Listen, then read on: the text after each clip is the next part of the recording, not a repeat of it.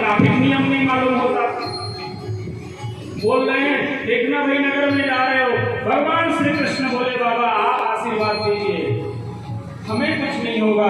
पहुंच गए हैं और जैसे ही नगर में पहुंचे, आज मथुरा की गोपियां भी प्रसन्न हो गई है। मथुरा के पेड़ पौधे, मथुरा की गायें सभी आनंद में हैं और गोपियां झांक झांक कर देख रही है कि इतना सुंदर जिसके वर्णन शास्त्र और वेद करते करते थक गए, आज ये नेत्र पवित्र हो गए, हम उनका दर्शन कर रहे हैं। अब धीरे धीरे बढ़ रहे हैं। देखा मथुरा में एक धोबी आ रहा है ना, कपड़ा का गट्ठर लेकर। भगवान बोले ओ धोबी भैया कहाँ जा रहे हो? तो धोबी बोलता है मैं महाराजा कंस का धोबी हूँ, रजक हूँ, उन्हीं का वस्त्र धोता हूँ, वहां जा रहा हूँ। भगवान ने कहा कि भैया देखो हम आए हैं वृंदावन से, हमें भी कोई कपड़ा पहना दो। तो धोबी कहता है अरे ये तुम जैसे ग्वालों का नहीं है, ये तो महाराजा विराट का पोशाक है। तो भगवान श्री कृष्ण को देखकर बलराम बोले कान्हा जब भी तू अवतार लेता है ये धोबी बीच में आ जाता है। जब तू राम बना था तो भी इस धोबी ने शिकायत की थी कि सीता लंका के गढ़ में जाकर कैसे सती रह सकती है, पर उस समय तो तुम्हारा मर्यादा पुरुषोत्तम का अवतार था। तो भगवान बोले भैया बताओ क्या करूं? तो बोले अभी तो जमाना है क्रिकेट का है और वो भी T20 का, लगाओ एक छक्का और इसको स्टेडियम से बाहर कर। भगवान ने उड़ाया एक थप्पड़ धोबी को, गिर गया वहीं पर। बोले महाराज आप ही पढ़ लो। धोबी ने सजाया श्री कृष्ण को, तो कपड़े बड़े हो रहे थे क्योंकि मामा का कपड़ा भांजा कैसे लगेगा? मामा तो बड़े हट्टे कट्टे और भांजा छोटे से। तो आगे बढ़े तो वहां एक टेलर का दुकान था, वहां लिखा हुआ था मथुरा सूट स्पेशलिस्ट। टीका मैं पूछ रहा हूँ आगे किन ग्रंथों में लिखा है, लिखा हुआ था मथुरा सूट स्पेशलिस्ट। भगवान बोले अरे दर्जी भाई भले द्वापर युग में तुझे फुटे पैंट सिलवा लगी कमाटे मिलूगी, लेकिन कलियुग आशीर्वाद को तुझे फुटे पैंट और 2000 कमा मिलूगा। हमें आशीर्वाद ऐसे है। आज कलियुग में ऐसी परिस्थिति है कि ये माताएं ब्लाउज भी सिलवाती हैं तो 300-400 से कम में ब्लाउज भी नहीं सिलते और ये माताओं खाना ही का आशीर्वाद। तो दर्जी ने बड़े ही वेग से भगवान के पोशाक सिल दिए और पोशाक पहन करके ठाकुर जी पहली बार जिसके लिए उनका अवतार हुआ है उस कार्य को सिद्ध करने के लिए आगे बढ़े हुए मथुरा के नगर में आगे बढ़े।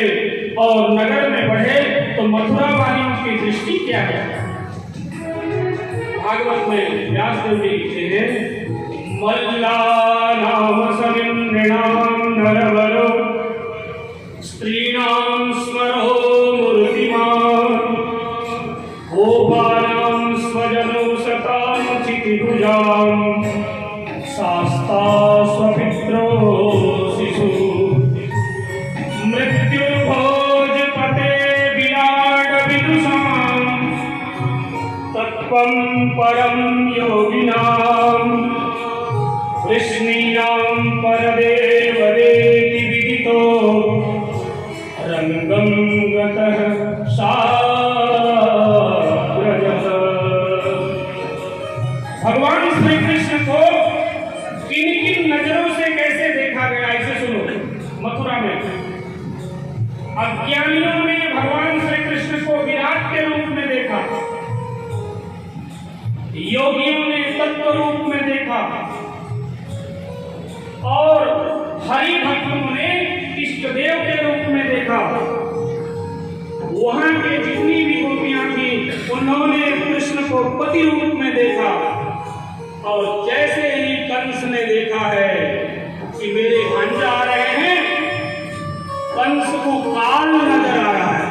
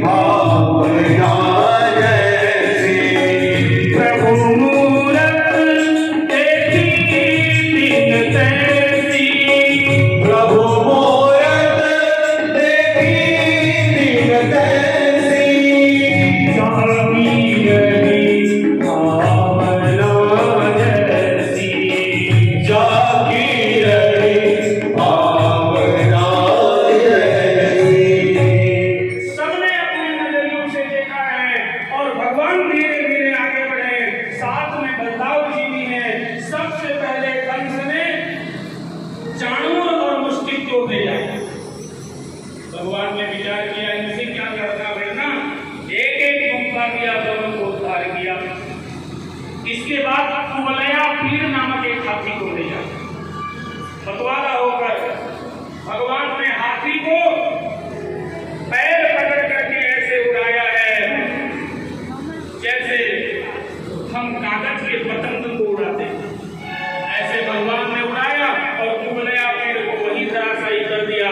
और धीरे धीरे जब आगे बढ़े तो कंस के राजमहल के दरवाजे को खोला गया। कंस सिंहासन में बैठा हुआ ऊपर में चढ़ गए। नाम मुझे लिखा है, सुन समझ रहे हो?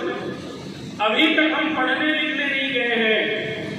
बलदाऊ जी बोले जो संपूर्ण विद्या के स्वामी है उन्हें क्या पढ़ना है, लेकिन भगवान श्री कृष्ण ने आदर्श स्थापित की है और पढ़ने के लिए चले गए हैं।